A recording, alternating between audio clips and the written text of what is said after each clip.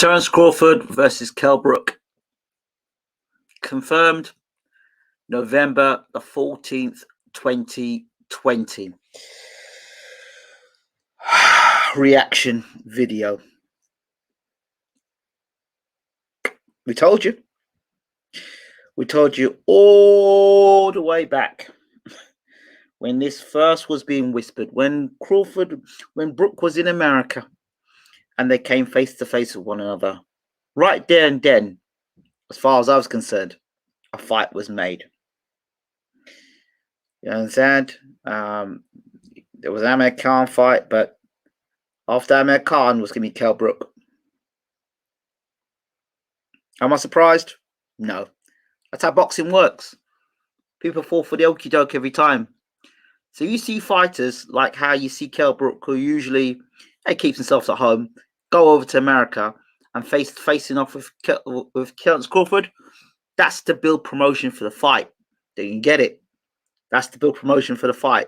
It's the same old trick that's used over and over and over again.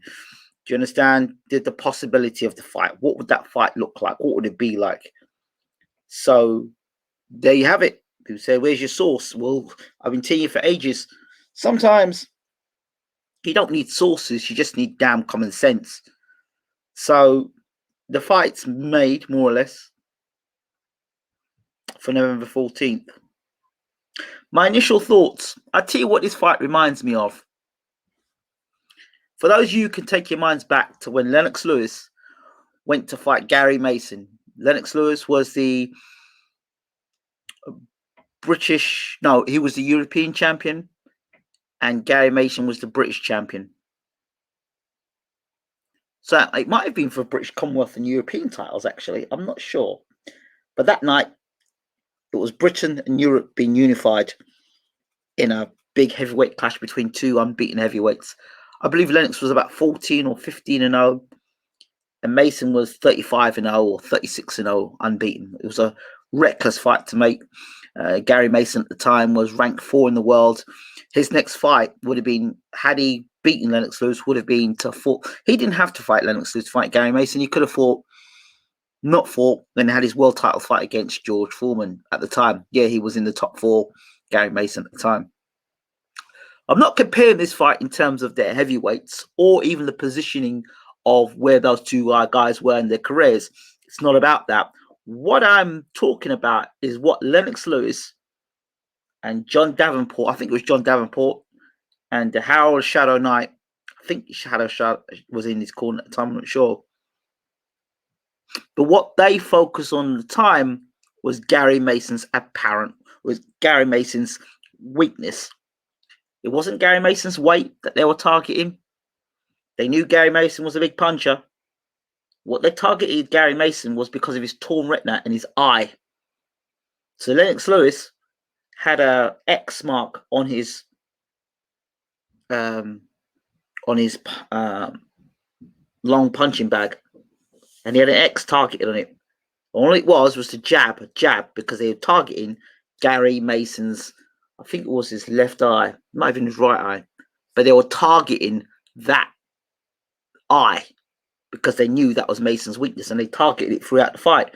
And actually, in the fight itself, if you watch the fight, and around the 7th round, Mason gets hit with a right hand on the eye itself, and he backs up, not because of the punching power of Lennox Lewis. The punching power after round and round after round and round wear and tear, I think the eye may have popped on Mason because he covered his eye up because he's in so much pain because of the eye, busted and swollen up.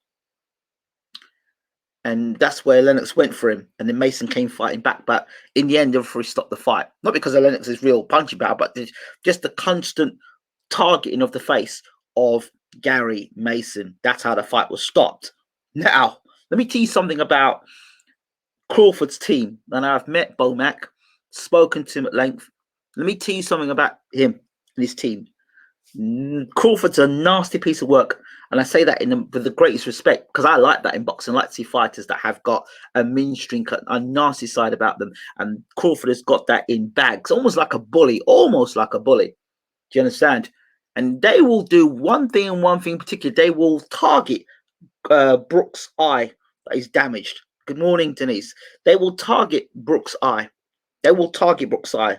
I'm not asking you for your opinions or what you think about it. They will target Brook's eye. Okay. Brook comes into this fight, as far as I'm concerned, with one eye. I haven't got medical proof of it, but I got pretty much visual proof of it. He cannot see the right hand anymore coming. He cannot see the right hand. The right hand now is coming at an angle where he's not picking it up. He's not picking up that right hand. And if there's anything wrong with your vision, you will not pick up a right hand. Brook has slowed in his career. He hasn't got the same reflexes he had once upon a time. He gets hit a lot more often. And when the punches start flying, he doesn't get out of the way in the same way. I don't know how much sparring Kell Brook will take for this fight. I really don't. I don't know how much sparring he will do for this fight. Because to me, this looks like a cash-out fight or a last hurrah for Kell Brook. Last money grab. The only other thing I'm thinking is, because Khan got beat, and Brook may get beat by Crawford, is that they're going to try and set up a Khan-Brook fight. Who's the best fighter? And Khan will say, they'll probably get Khan in the studio to talk about Brook in his fight. Don't be surprised.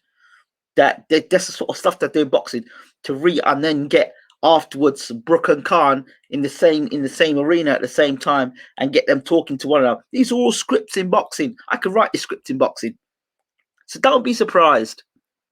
Don't be surprised with this, because that's just the way boxing is. You may get Brook versus Khan, one who has a problem with the chin and the other one's got a problem with his eye. So, I mean, it is what it is, boxing fans. Brook's biggest chance in this fight, I tell you, is his punching power. Because I don't rate Terence Crawford's chin. Tell me what you like, say what you want. I don't rate Crawford's chin. And if there's a chance in this fight that Brook can land one of those chocolate brownies on Crawford's chin, I want to see how Crawford stands up to it. Has Brook still got the speed and the timing to catch Crawford coming in? Brook's a decent counter puncher, but he has no inside game. He cannot fight on the inside. He cannot fight with his back against the ropes. And he doesn't like pressure at all. And he certainly doesn't like body shots. Brook is good. He's good on the front foot. He's good on using the jab. You're giving him time. Brook's the kind of guy you need to give Brook time to find his jab, to place his shots. And he looks great like that with guys who just stand in front of him and look at him. But a guy like Crawford is going to be busy and giving a lot of angles and lots of movement. It's not going to be as easy for Brook to catch him. And then when Brook catches him, I tell you who Brook and Yard fight similar. And I'll tell you why I say that. Because if you look at the way Brook throws his right hand, the way Yard throws his right hand, when they hit you with a right hand, it's like, take that, take that, take that, take that. It almost seems in slow motion the way they throw their punches. And this is not disrespectful, because they're both guys who are heavy-handed. I don't know how big a puncher Kell Brook actually is at the elite level. I said this about Golovkin, and I'll say this about Kell Brook. I mean, knocking out Yo-Yo Dan, that's okay. And some of them other guys that have got those B-class, C-class opponents, he's knocked over. But world-class opposition, yes, he stunned Golovkin. He did stun Golovkin. Give him that. He did. And again, I just feel that it's like take this, like I was saying about Yard, take this punch, then take that punch, then take this punch, then take that punch. There's that sort of fluidity about it. I don't know if that's the way they do their pads, because it doesn't seem to be like that, but they land the right hand, it's like up. They're like 1, 2, it's like they count the punches, 3, 4, yeah, and then have that, and then have that, and then have that. And then you look at someone like Roy Jones, when he hits you with a shot, bam, then he'll go bam, bam, bam, bam, bam, bam, bam, bam, real fast. Same with Kawasaki, catch you with a shot, bam, bam, bam, bam, bam, bam. Brook's not one of them type of guys. So if Brook is able to get in there and hurt Crawford, he's got to jump on him. He's really got to jump on him and put them shots on him. Because Brook's only chance in this fight, he's not winning this fight on points, and he's not finishing this fight by boxing Crawford. No, he's not doing that. Forget that. Not happening. Not happening. So Brook's biggest chance, I think, has got to be in the first 4 to 5 rounds.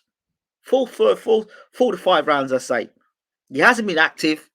He hasn't been fighting regularly. He's been out on the shelf for ages. And I believe they're probably trying to get themselves as much time as possible to get that eye to heal. But I don't think that will do much good for Brook, because Brook is one of those guys who needs speed and timing and reflexes. He needs those things. That's the sort of style he has. Without that, he's very vulnerable. He throws a jab and leaves himself open to counter right hands over the top. He's vulnerable to the body. I mean, now he's got his eye problems. He doesn't move his head off the line. So he's there to be hit. And as he's slowed down in his career, he's there to get hit a lot. You understand? And against lower tier opposition in his last fight, he was getting hit with all sorts of punches. Guys he normally would have blown away and not got caught with. Now remember, take you back to the Carson Jones fight. The reason why Carson Jones always give Brook problems because Carson Jones was busy stepping on the toes, getting close to Brook. I always said that Carson Jones would give Brook problems because he's a guy that can work on the inside. Any guy who can fight on the inside is always going to give Brook problems. Crawford is a switch hitter. He can fight orthodox. He can fight southpaw. Again, Brook is a bona fide welterweight. He's a big guy for welterweight. You've seen him go right up to middleweight and fight and be fairly effective. I think. So I don't know actually how much Crawford walks around at, but Brook's a big guy for welterweight for his size. So it'll be interesting to see what happens, who's physically stronger in there, and if whether Brook can use that physical strength to his advantage. In the past, it's been his advantage being a big welterweight. Of course, that didn't work out so well when he fought Spence, because Spence is a big guy himself. But he was outboxing Spence. And he was ahead on the cards in the Spence fight. So it's always a case of what could have been. Can he hurt Crawford? If he catches him, yeah, I think he can hurt Crawford. Can he stop Crawford? I don't know. I don't know, because I don't rate Crawford's chin. I just don't.